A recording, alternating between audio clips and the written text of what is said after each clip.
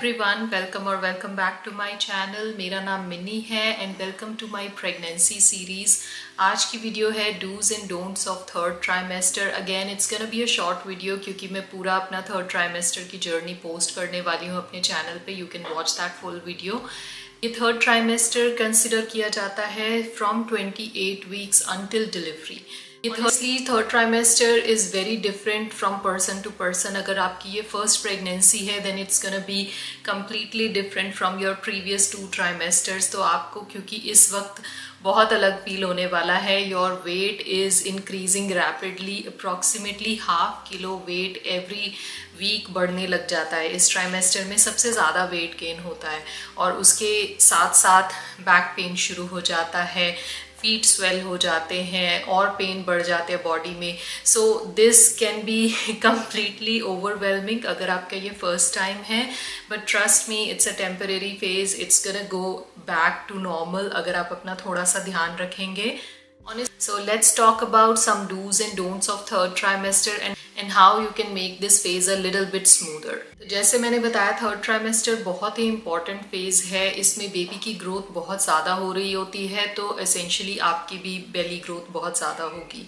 इसके common symptoms heart Burns हैं, feet swell हो जाते हैं, आपको डिफ़िकल्टी ब्रीदिंग हो सकती है, आपको पेल्विक पेन जो कंटिन्यू है वो रह सकते हैं, बैक पेन हो सकता है और उसके साथ ब्रैक्सटन हिक्स कॉन्ट्रैक्शन जो कि प्रैक्टिस कॉन्ट्रैक्शंस या फेक कॉन्ट्रैक्शंस बोलते हैं जिसमें आपको लगता है you are going into labour, पर वो ऐसा होता नहीं है। This is just essentially your body is preparing you to give birth. तो इस वजह से ये सारे सिम्टम्स आपको जो एंड तक रहेंगे normally if we talking general population में, but again exceptions are always there. कुछ लोगों को इनमें से कोई सिम्टम नहीं होता, बहुत स्मूथली चली जाती हैं, बट ये सारे सिम्टम्स बहुत ही नॉर्मल हैं। इन ट्राइमेस्टर की तरह इसमें भी आपको सबसे पहली चीज़ क्या करनी है, keep moving safely, keep active. आपको एक्टिव रहना है। इसमें थोड़ा सा एक एक्स्ट्रा ध्यान आपको ये रखना है, आपको बहुत ही सेफली मूव करना है। आप ऐसी स्टेज पे हैं जहाँ you can not afford to fall down या स्लिप। तो आप ये छोटी सी भी गलती, अगर आप मान लीजिए फ़ोन देखते देखते चल रहे हैं, वॉक कर रहे हैं, कहीं और ध्यान है आपका, तो आप ट्रिप होना, स्लिप होना, गिरना, ये सब कुछ अफोर्ड नहीं कर सकते। इसका बहुत ही एडवर्स इफेक्ट हो सकता है। तो आपको मूवमेंट अपनी जारी रखनी है, वॉकिंग, एक्सरसाइज, कुछ भी, पर कुछ भी इंटेंस नहीं करना। सब कुछ बहुत ही सोच समझ के करना है, बहुत सेफली करना है। Number 2 is to practise pelvic floor muscles. आप में से बहुत सारे लोगों ने कीगल्स एक्सरसाइज के बारे में सुना होगा। अगर आपने नहीं सुना है तो आप ये सर्च कर सकते हैं, अपने डॉक्टर से पूछ सकते हैं कि कीगल्स एक्सरसाइज कैसे की जाए। इस एक्सरसाइज से आप बोथ रिलैक्स एंड स्ट्रेंथन कर सकते हैं अपनी पेल्विक फ्लोर मसल्स को, जो कि आपको डिलीवरी के टाइम पे बहुत हेल्प आने वाला है। डिलीवरी के टाइम पे आपको स्ट्रेंथ आपकी बॉडी को ऑफ कोर्स चाहिए होती है, लेकिन उसके साथ साथ रिलैक्सेशन भी आपकी बॉडी को करना आना चाहिए, एक परफेक्ट फॉर्म में ब्रीदिंग करनी।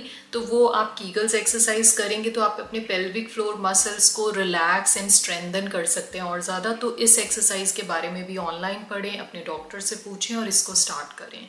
Number 3 is to learn about labour. One thing I strongly recommend is कि आपको अपनी बॉडी के बारे में पता होना चाहिए। जो आने वाले टाइम में आपकी बॉडी किस प्रोसेस से गो थ्रू करेगी उसके बारे में लर्न करना चाहिए। Knowledge is strength, knowledge reduces fear. तो आप धीरे धीरे करके लेबर के बारे में जानना शुरू करें। ज़रूरी नहीं है कि आपको पूरी लेबर डिलीवरी वीडियोस देखनी है, लेकिन आप ये जानना शुरू करें आप पेन मैनेजमेंट ऑप्शंस क्या हैं आपके पास, आप नेचुरल बर्थ करवाना चाहते हैं या सिजेरियन करवाना चाहते हैं।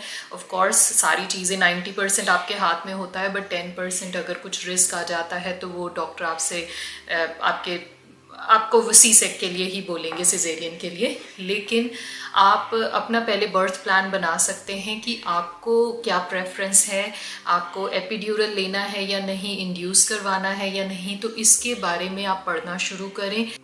Number 4 is pack your hospital bag, don't wait until contraction start. मैंने पिछली बार बहुत ज़्यादा वेट किया था, बट दैट्स टू रिस्की। आप 34 to 36 वीक्स के अंदर अंदर अपना हॉस्पिटल बैग पैक कर लें। अपनी कंट्री के अकॉर्डिंग आपको हॉस्पिटल से क्या मिलने वाला है आप पहले से जान लें, और आपको घर से क्या क्या लेकर जाना है। एक जनरल सा आइडिया मैं आपको एक वीडियो में दे दूँगी कि मैंने अपने हॉस्पिटल बैग में क्या क्या पैक किया है।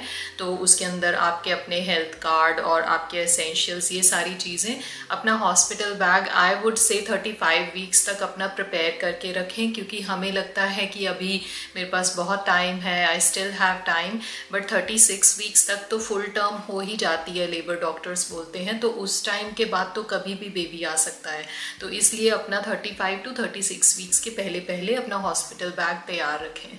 Number 5 is to track your baby movements. वैसे तो आपको ऑब्सेस होने की कोई ज़रूरत नहीं है टू अबाउट एवरी किक, लेकिन कुछ डॉक्टर्स आपको बोल देंगे कि अपनी बेबी मूवमेंट्स को ट्रैक रखें। कुछ भी सिग्निफिकेंटली आपको डिफरेंट लगे, अनयूजुअल लगे फॉर योर बेबी, तो आप अपने डॉक्टर को इमीडिएटली कांटेक्ट करें। आपको खुद से अब तक आइडिया हो गया होगा आपका बेबी किस टाइम पे ज़्यादा मूव करता है, किस टाइम पे बेबी सो रहा होता है, तो आप उसके अकॉर्डिंग अपने बेबी मूवमेंट्स की ट्रैक रखें। हमेशा आप ध्यान रखें कि वो यूजुअल मूवमेंट्स हो रही हैं एवरीडे। कुछ भी आपको डिफरेंट लगता है तो अपने डॉक्टर को ज़रूर कॉन्टैक्ट करें। अगली चीज़ है आपको प्रायोरिटाइज करना है अपनी आयरन, प्रोटीन एंड हाइड्रेशन। इस टाइम पे आपकी बॉडी को, आपके बेबी को बहुत अच्छे न्यूट्रिशन की ज़रूरत है। आपको अपना प्रोटीन का ध्यान रखना है, अच्छे से पानी पीना है, साथ में अपना आयरन का ध्यान रखना है, क्योंकि मोस्ट वुमेन एक्सपीरियंस लो आयरन ड्यूरिंग प्रेगनेंसी। तो आपको उस चीज़ में नहीं जाना, क्योंकि लो आयरन होने से आपके बच्चे पे बहुत ज़्यादा इफेक्ट पड़ सकता है। तो आप चाहे सप्लीमेंट्स ले रहे हैं, अच्छे से वो कंटिन्यू रखें। डाइट के साथ भी अपनी आयरन को ठीक करने की कोशिश करें, सिर्फ और सिर्फ सप्लीमेंट्स पे रिलाई ना करें। Number 7 is to accept help. This is probably the biggest advice. ये मुझे बहुत देर में याद आई है।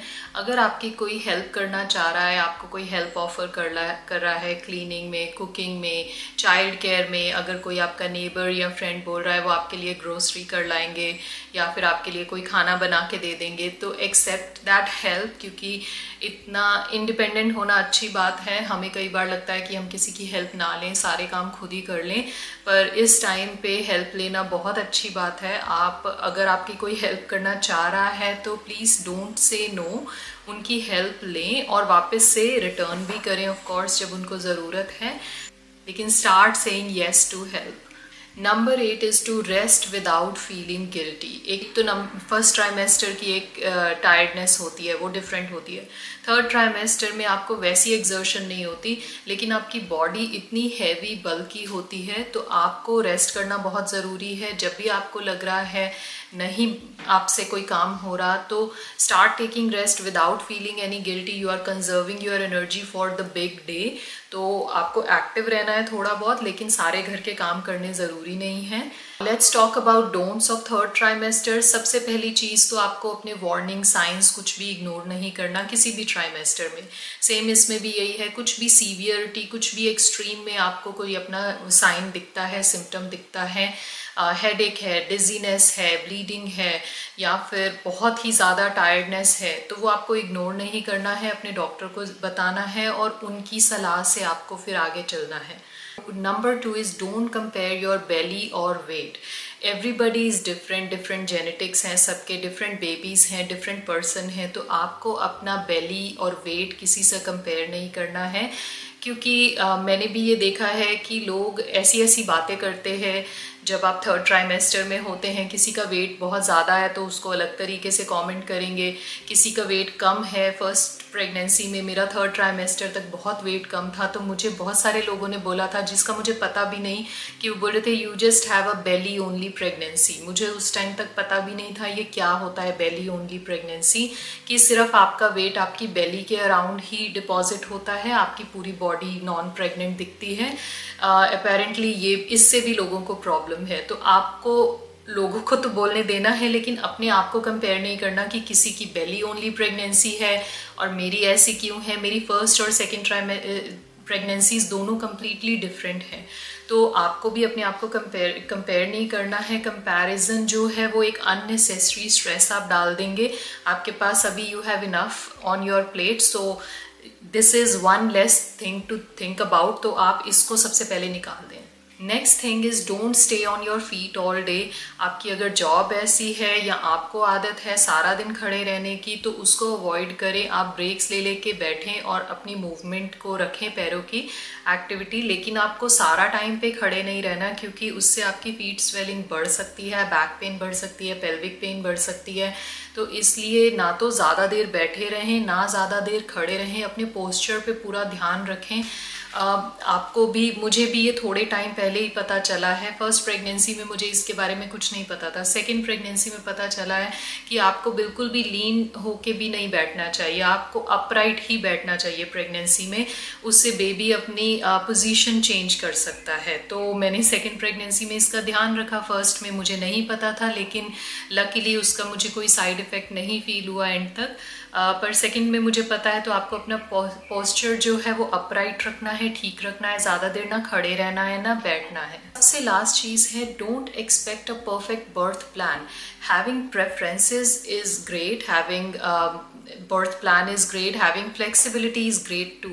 पर आपको ये समझना होगा जो आपका बर्थ प्लान है, जैसा आपने प्लान किया है, I prefer natural birth.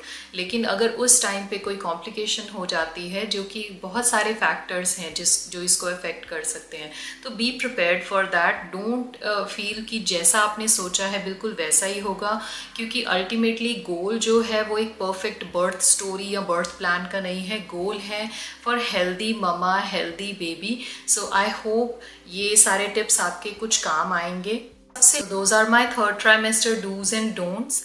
So this phase can feel exciting, uncomfortable, emotional and sometimes very very long. You are carrying a full term baby और आपकी ये body बहुत ही एक unique काम कर रही है. Your journey is unique, your body is unique and your baby is gonna be unique.